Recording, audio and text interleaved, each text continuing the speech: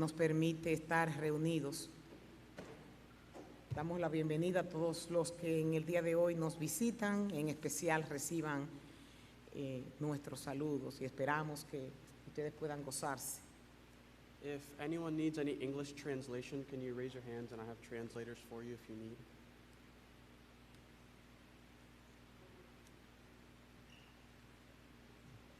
Bien, mientras van pasando los traductores, me gustaría por favor que me acompañen al Evangelio de Lucas.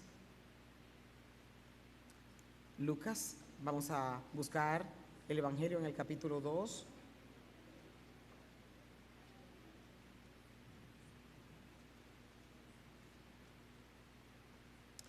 Tenemos problemas con esta pantalla, pero es una porción de las Escrituras fácil de recordar. Lucas, capítulo 2.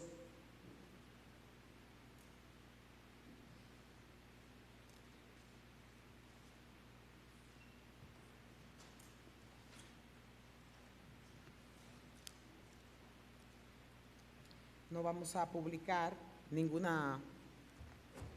no lo vamos a poner en la pantalla para que los que están de este lado, vamos a leer de nuestras Biblias.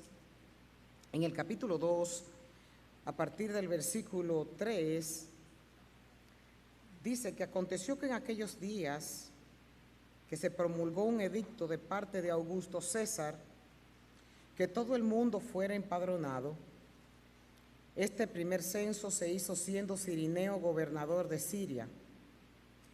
Iban todos para ser empadronados cada uno a su ciudad, y José subió de Galilea a la ciudad de Nazaret, a Judea, a la ciudad de David, que se llamaba Belén, por cuanto era de la casa de la familia de David, para ser empadronado con María su mujer,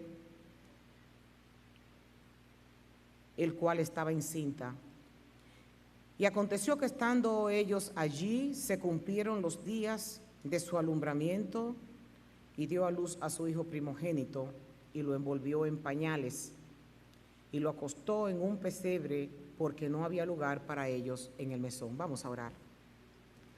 Soberano Rey del cielo, nosotros a esta hora te damos muchas gracias, Señor, por el gran privilegio que tenemos de estar reunidos en tu nombre y sobre todo para nosotros hacer memoria de lo que hace miles de años tú viniste a la tierra a hacer por cada uno de nosotros. Bendice todo el que nos visita el día de hoy y permite que tu palabra pueda traspasar y que sea como un martillo que quebranta la piedra y que pueda ser entendida conforme al diseño con el que tú la asignaste. En el nombre glorioso de tu Hijo Jesucristo, Señor, yo te suplico que tu gloria descienda en medio nuestro y que tu nombre sea exaltado en medio de mortales. En Cristo Jesús oramos y te damos gracias de antemano. Amén y amén. Una pregunta fácil que yo quiero que todos nos hagamos y es: ¿qué realmente es lo que nosotros estamos celebrando en este tiempo? Y yo quiero que nosotros nos concentremos, porque si a usted lo invitan a una fiesta, usted tiene que saber primero quién es el agasajado y tiene que saber cómo presentarse en esa fiesta. Realmente, cuando nosotros nos sentamos a la mesa,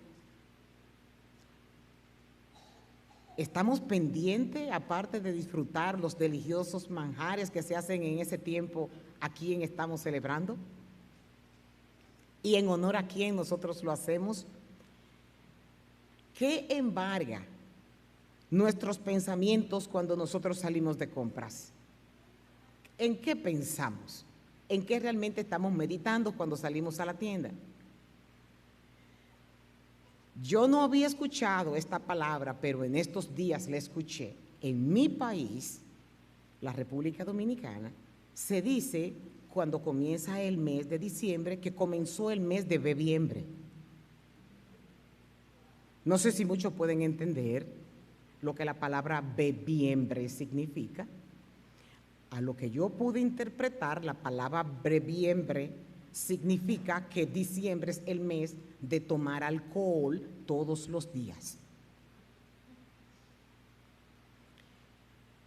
Y según las estadísticas, aproximadamente el 31% de los norteamericanos todavía están contrayendo deudas del año pasado de sus gastos de Navidad. A la verdad, yo no entiendo el por qué tenemos que regalarle cosas a personas que están cargados de cosas. No lo entiendo.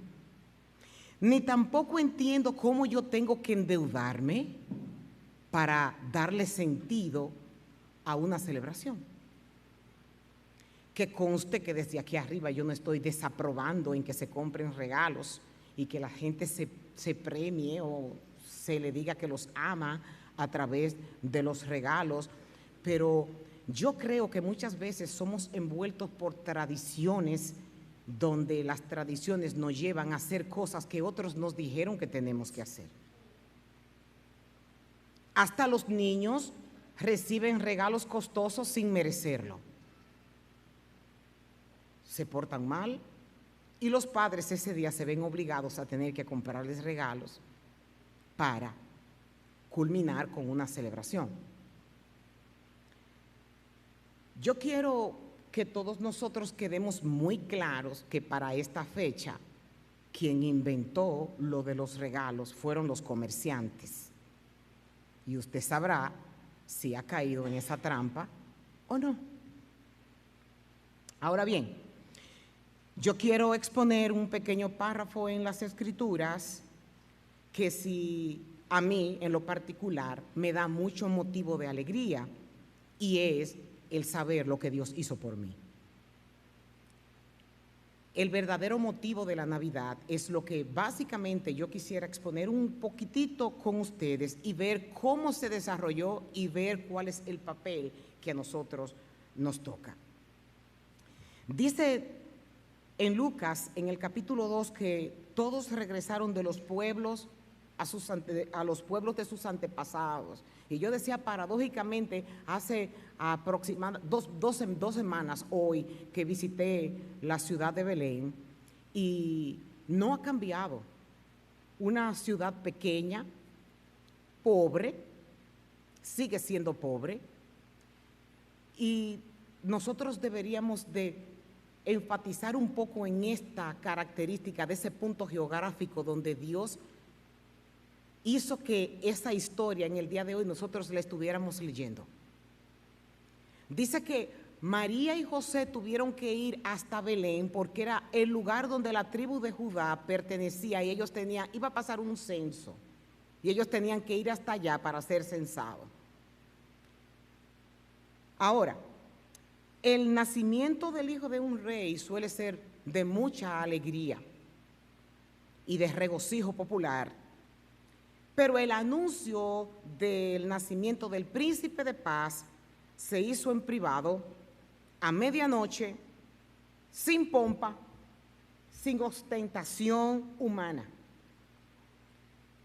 Cuando nosotros vemos las historias de los reyes actuales o de la historia, que nacía un primogénito y el primogénito era varón, usualmente habían heraldos que se encargaban de dar publicidad a todo el mundo de que había nacido un hijo varón en la realeza. Y vemos cómo Dios utiliza medios que el hombre no usa para anunciar que su hijo, su único hijo, vendría aquí a la tierra y nacería. Esa noche había unos pastores, dice Lucas en el versículo 8, en los campos cercanos, y que estaban cuidando rebaños de ovejas. Y de repente apareció entre ellos un ángel del Señor, y el resplandor de la gloria del Señor los rodeó. Y el escritor de los Hebreos habla en el capítulo 1, en el versículo 3, que Cristo era el resplandor de la gloria de Dios. La gloria de Dios, también nos dice el escritor de Éxodo, es la luz de la misteriosa naturaleza manifestada a los seres humanos. Por lo pronto eso fue algo trascendental que sucedió en ese campo de Belén. Juan dice en el capítulo 14, en el verso 9, el mismo Cristo, lo cito, cuando Felipe no conocía a Cristo, él le habla de él mismo diciendo que tanto tiempo tenía él con él y no lo habían reconocido. Y él le dice a Felipe, si tú me viste a mí, tú viste al Padre. Muéstranos al Padre, le dice Felipe. Entonces, para nosotros poder entretejer un poco lo que fue el nacimiento de nuestro Señor Jesucristo, en este versículo Cristo nos habla de que la imagen viva del Padre estaba en Él. El Hijo es la revelación final que Él reveló, la gloria de Dios y por la naturaleza la refulgencia misma de esa gloria. Hay comentaristas que dicen que como la luz es al sol, así mismo es Cristo para la gloria de Dios. Decir que Él es el brillo de aquella gloria se refiere a que no hay ninguna gloria en Dios que no esté también en Cristo. Y cuando esa gloria alcanza su clímax, es cuando el siempre glorioso Dios es más glorioso, representado en Jesucristo. En Juan 1:14, cuando Juan está escribiendo estoy tratando de que nosotros podamos visualizar un poco qué fue lo que pasó en ese campo. Y dice Juan, hablando de la revelación de Cristo, que cuando Él vino aquí a la tierra, dice Juan, nosotros vimos su gloria, gloria como la del unigénito del Padre, lleno de gracia y de verdad. Significa que en Jesucristo nosotros podemos ver la gloria viva de Dios. Los pastores estaban aterrados, pero el ángel, dice Lucas, los tranquilizó y les dijo, no tengan miedo, yo les traigo buenas noticias que darán alegría a toda la gente. Y una de mis preguntas es, ¿esa alegría es la que nosotros sentimos en este tiempo de celebración? Esa alegría que esos ángeles le decían a los pastores que debían de sentir por ese nacimiento. Y les dice, les traigo buenas noticias que darán gran alegría a toda la gente. El Salvador, sí, el Mesías, el Señor. 3 títulos los ángeles le describieron a estos pastores respecto a la figura de Cristo. Ha nacido hoy en Belén, la ciudad de David, y los reconocerán por la siguiente señal. Entrarán, encontrarán un niño envuelto en tiras de tela, acostado en un pesebre. Pero yo me pregunto, ¿un salvador de qué? Cuando el ángel que habla con los pastores le dice que una buena noticia, y que la buena noticia es que un Salvador, el Mesías, el Señor, había nacido. Y usted se podrá preguntar, ¿Salvador de qué? El apóstol Pablo, en la carta escrita a los Romanos en el capítulo 6, da una definición extraordinaria. ¿Por qué Él es llamado el Salvador? Cuando el apóstol Pablo dice que la paga del pecado es la muerte, pero que el regalo de Dios es el darnos vida por medio de Jesucristo nuestro Señor. Entonces, el único castigo justo por los pecados cometidos contra un Dios infinito y eterno es un castigo infinito. Y nosotros, escuchen bien, si este acontecimiento no hubiera sucedido, nosotros lo que merecíamos era un patíbulo. El patíbulo era el lugar donde se ejecutaban los culpables, que fue donde nuestro Salvador fue a parar, ocupando el lugar que tú y yo debíamos de haber ocupado.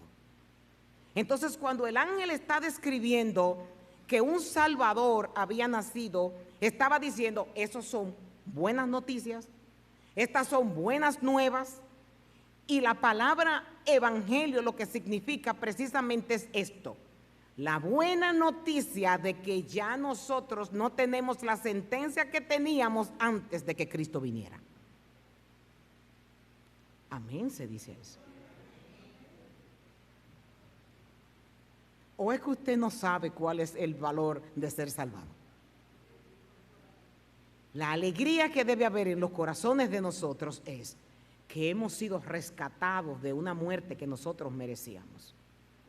Si en este preciso momento yo le acabo de decir a usted que tiene una sentencia de una cadena perpetua, o que usted tiene una sentencia de cadena de muerte, inmediatamente usted comenzaría a entristecerse de saber que sus días están contados. Pero en el momento en donde un juez se levanta y lo absuelve de su pecado y lo absuelve de su condena y le da a usted la libertad que usted no se merecía, por el resto de su vida el nombre de ese juez jamás se le olvidará. Eso fue lo que ese Salvador vino a hacer por todo el que ha creído en su sacrificio en la cruz del Calvario. Esa es la razón por la cual todos nosotros necesitamos un Salvador.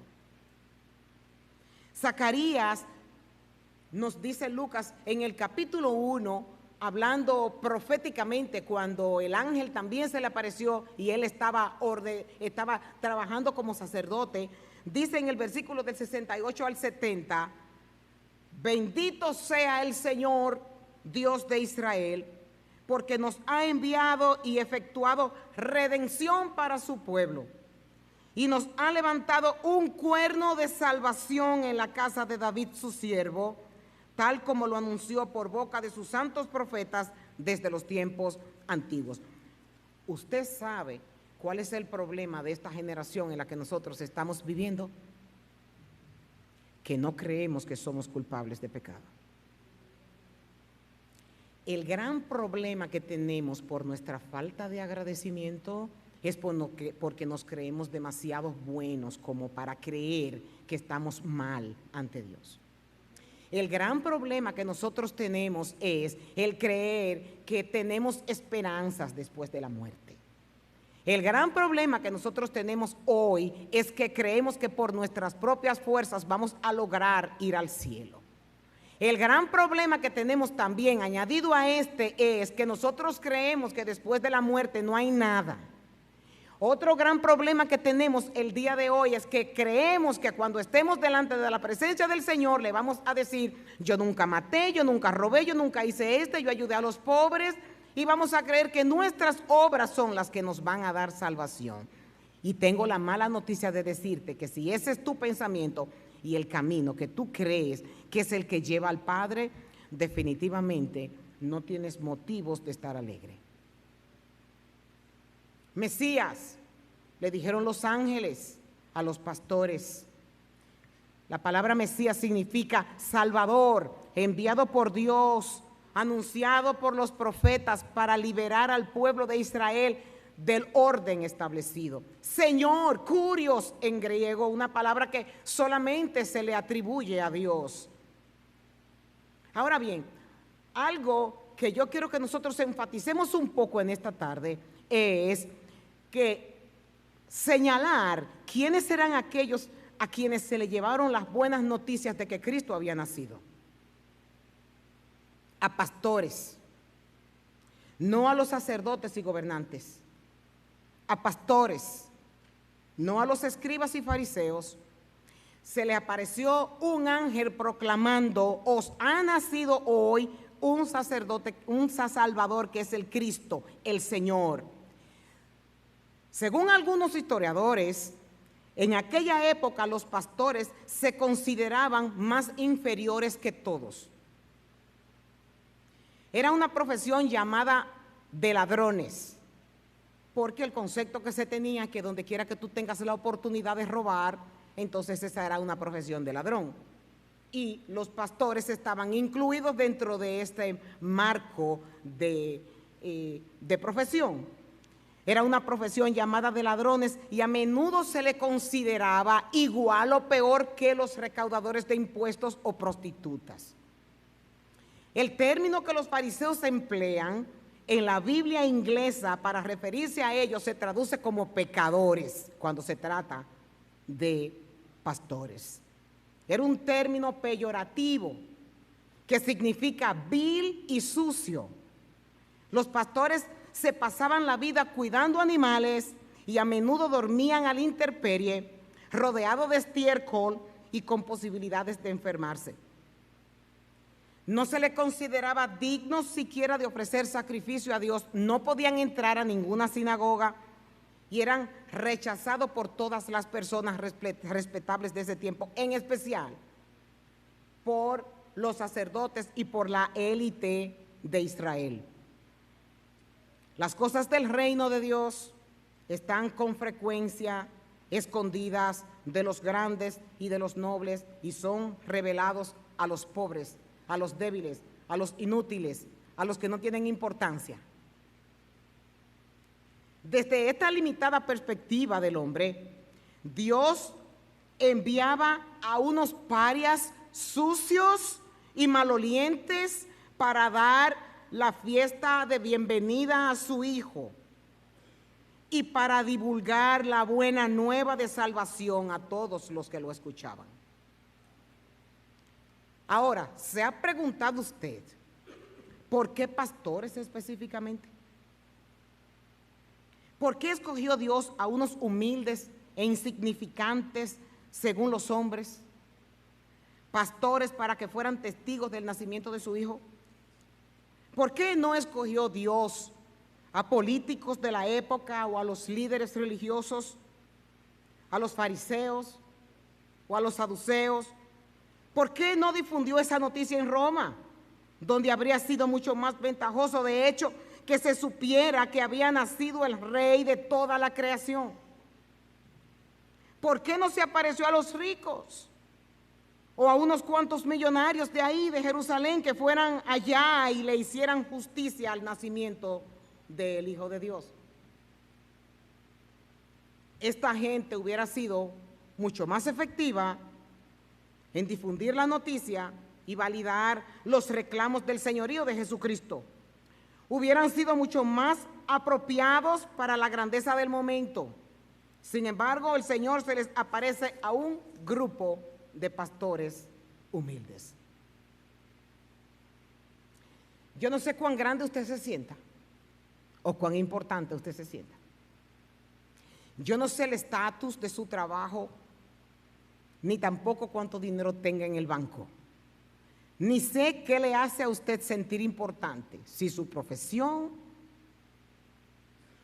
o que usted cree que tiene un corazón o una mente muy superdotada y eso lo hace un poco superior a los demás. Pues yo te diré que tú estás descalificado para ser llamado por Dios. ¿Por qué? Porque el apóstol Pablo, cuando le escribe a los Corintios,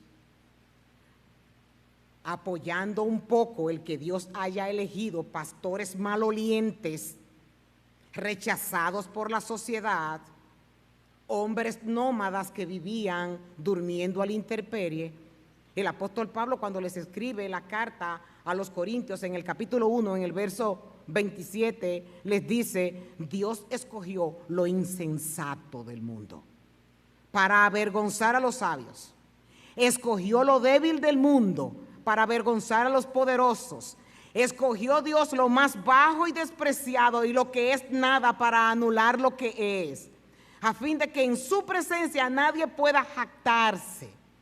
Pero gracias a Él ustedes están unidos en Cristo. Entonces mi pregunta para ti es: tú eres débil, tú eres despreciado, tú eres nada, tú eres débil, porque si tú tienes todos esos calificativos, entonces verdaderamente Dios te llamó. De lo contrario, si tienes todo lo contrario, ahí hay problemas. porque el salmista en el Salmo 138, en el versículo 6, declara que Dios es grande y es excelso. Y uno esperaría que Él se encargara de estar con los grandes. Pero el salmista continúa diciendo que el Señor, aunque es grande y excelso, Él se ocupa de los humildes, pero se mantiene distante de los orgullosos y los mira de lejos. Por lo pronto, aquí nosotros estamos viendo la evidencia de por qué Dios llamó a estos campesinos para decirle que el creador de todo el universo, en el cual estuvo todo contentamiento, en el cual toda rodilla se doblará, en el cual todos tendrán que llamarle Señor, llamó a los insignificantes para que fueran a conocerlo primero. Dios, dicen los teólogos, tiene una opción preferencial por los débiles, los humildes, los desgastados, los rechazados por los hombres. Así que si en alguna forma en tu vida tú te has sentido rechazada por tu padre, por tu madre, te has sentido la oveja negra de la familia, te has sentido que nadie te quiere, te has sentido que vives sumido en una soledad, te has sentido marcada toda tu vida por la diferencia que han hecho entre uno de tus hermanos y en ti, te diré que tú eres el candidato preferido de Dios. Porque Él busca a los despreciados, a los maltratados, a los débiles, a los humildes, a los que no tienen a nadie. Esos son los que Dios busca. Cuando el Señor Jesucristo estuvo por primera vez en la sinagoga de Nazaret, Él dijo estas palabras: que Él había venido para llevar buenas noticias a los pobres, que había llegado para anunciar libertad a los que estaban presos, para dar vista a los que estaban ciegos y a poner en libertad a los que estaban oprimidos. Los fariseos, por ejemplo, estaban demasiado metidos en su orgullo, en su autosuficiencia, su justicia llena de buenas obras, su religiosidad. Estaban acomodados en sentidos de a sí mismos, de ser justos delante de Dios, y ellos rechazaban la población. A la gran mayoría, esos pastores no podrían entrar en la sinagoga jamás, porque siempre serían vistos como impuros. Y el Señor, en todo su ministerio, nuestro Señor Jesucristo, se identificó con los pobres, con los que no parecían merecer misericordia de Dios.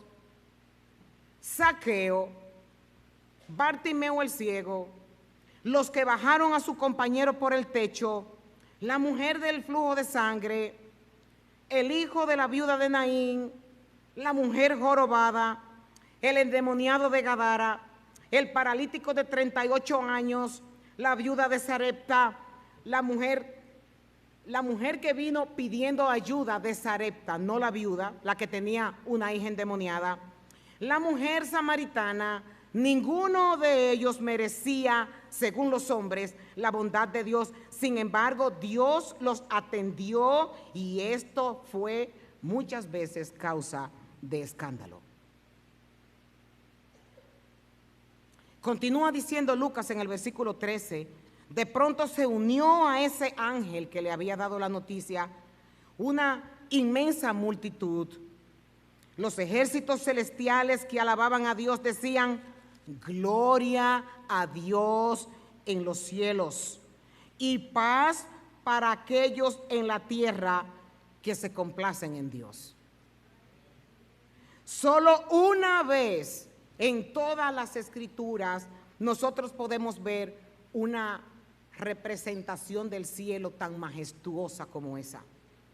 Solo una vez la visión de Isaías se había escuchado en Isaías 6 a oídos de mortales el coro angelical que descendía del cielo. En esta ocasión el alto templo del cielo se había abierto y la gloria del Dios casi derriba los postes de las puertas, dice Isaías. Ahora, esa misma gloria había envuelto a esos pastores en Belén. Los ángeles anunciaban la venida del reino de Dios a la tierra. Continúa diciendo el versículo 15. Cuando los ángeles regresaron al cielo, los pastores se dijeron uno a otros: vayamos a Belén, veamos esto que ha sucedido y que el Señor nos anunció. Fueron deprisa a la aldea y encontraron a María y a José, y allí estaba el niño acostado en el pesebre. Después de verlo, los pastores contaron contaron todo lo que había sucedido y lo que el ángel les había dicho acerca del niño. Y todos los que escucharon el relato de los pastores quedaron asombrados, pero María guardaba todas estas cosas en el corazón y ella meditaba en esto con frecuencia. Los pastores regresaron a sus rebaños glorificando y alabando a Dios por lo que habían visto y oído, y todo sucedió tal como el ángel les había dicho. En la Biblia dice que los pastores fueron deprisa a ver al niño. Así pues, no tuvieron tiempo de darse un baño ni ponerse mejor ropa. De todos modos, lo más probable es que no tuvieran una túnica elegante para ir a visitar el hijo de un rey. Corrieron así como estaban directamente a la presencia del Señor y Rey, y una vez allí, con emoción, le relataron a María. Ahora, si nosotros estamos conscientes de nuestros delitos, de nuestros pecados y de nuestra enemistad contra Dios, nunca tendremos la necesidad de un Salvador.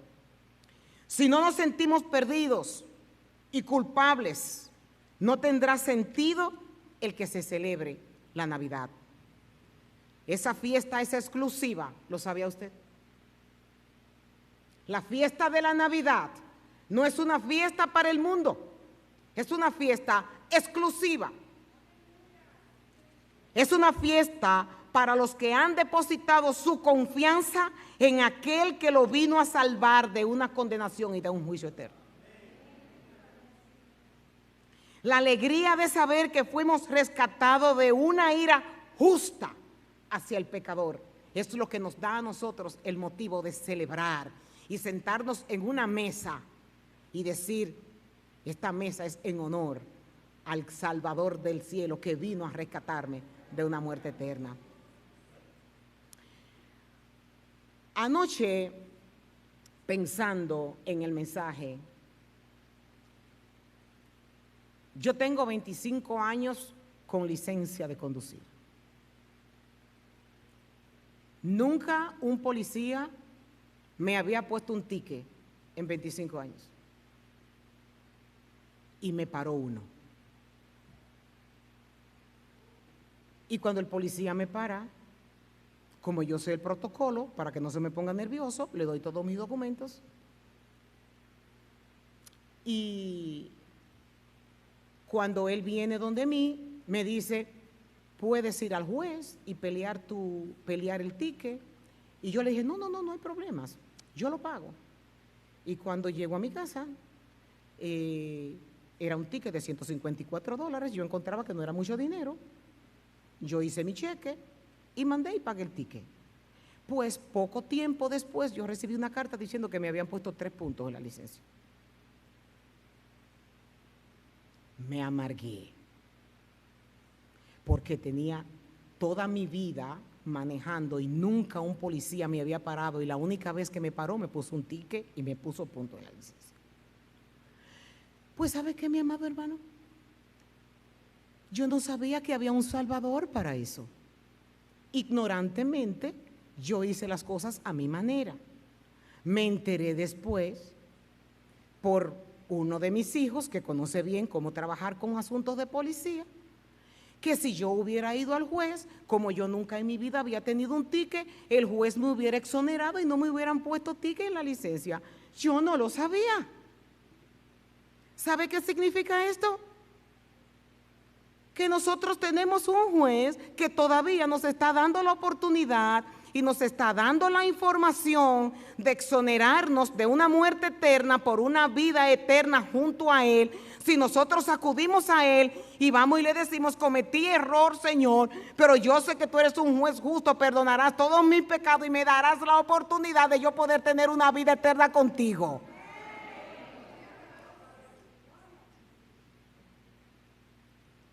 Pero mi ignorancia no me exoneró de la culpa. Y es por esto que hoy estoy trayendo mi experiencia para que usted sepa que no importa cuánto usted sepa de Dios, lo importante en esto es que usted se ponga a cuenta con el juez. El mensaje de Cristo para cada uno de nosotros en esta Navidad: mi reino no es de este mundo. Yo voy a preparar lugar para ustedes, los que confíen en lo que yo hice en la cruz. Yo he venido para que tengan vida y para que la tengan en abundancia. Yo soy el buen pastor y el buen pastor su vida da por las ovejas. Porque Dios no envió a su Hijo al mundo para juzgar al mundo, sino para que el mundo sea salvado por Él. Yo no vine a juzgar al mundo, sino a salvarlos del mundo. Yo vine para servir y para dar mi vida en rescate por mucho. Por lo pronto, todas las deudas que tú puedas tener, Él dice que las paga hoy por ti. Él dice que tiene todo lo que tú necesitas para que tú verdaderamente le des el sentido a celebrar lo que es la Navidad, el nacimiento de un Salvador. Él quiere que tú sepas que tú tienes esperanzas. Él quiere que tú sepas que Él es tu abogado defensor. Él quiere que tú sepas que la defensa ya está en la cruz. Por lo pronto, mi exhortación en este día es que no te pase lo que me pasó a mí con el ticket, que no quise ir al juez, porque confiaba en que tenía el dinero con que pagar la cuenta, la multa. Confía en aquel que va a pagar tu multa por la eternidad. Porque mientras estemos aquí en la tierra vamos a coger tickets a veces inocentemente, pero el sacrificio que hizo en su cruz es suficiente para darnos vida y salvación. Hoy tenemos motivos para celebrar que nuestro Salvador vino al cielo y por eso podemos decir: gloria a Dios en las alturas y en la tierra tenemos paz para los que confiamos en Dios. Así que bendito sea el nombre del Señor. Vamos a celebrar que Cristo nació, que Cristo vino a la tierra, que dio su vida en rescate de muchos y que si tú no has venido, Él hoy te da la oportunidad de que tú lo hagas. Vamos a ponernos de pie, vamos a orar. Vamos a darle muchas gracias al Señor por estas buenas noticias que el día de hoy celebramos. Y quiero de antemano decirle que están todos invitados a una comida de gala que tenemos con motivo de que nuestro Salvador, por misericordia, se encarnó en un hombre para venir a rescatarnos. Vamos a orar. Padre, te damos muchas gracias porque tu amor es infinito. Te damos muchas gracias porque tu amor es suficiente. Te damos muchas gracias, Señor, porque todavía tú estás extendiendo tus brazos amorosos, llamando al solo, al débil, al desprotegido, a esa mujer que se siente que está sola, a ese que está en silencio, confesando cosas que solo te dice a ti, al que está lleno de temores. Señor, que tú ministres y le hagas saber que ellos son tus candidatos para tu posar en sus vidas. En el nombre de Jesucristo, oh Padre Celestial, bendice todo el que nos visita el día de hoy y permite que tu palabra de salvación pueda ser atesorada en el corazón de los que aquí están y que nosotros podamos deleitarnos y que podamos disfrutar de este regalo maravilloso que fuiste tú viniendo a nuestras vidas. Señor, yo te pido que bendigas los alimentos que van a ser ingeridos, que sea de provecho y de felicidad para todo aquel que lo tomará. Bendito sea tu nombre por los siglos de los siglos. Amén y amén.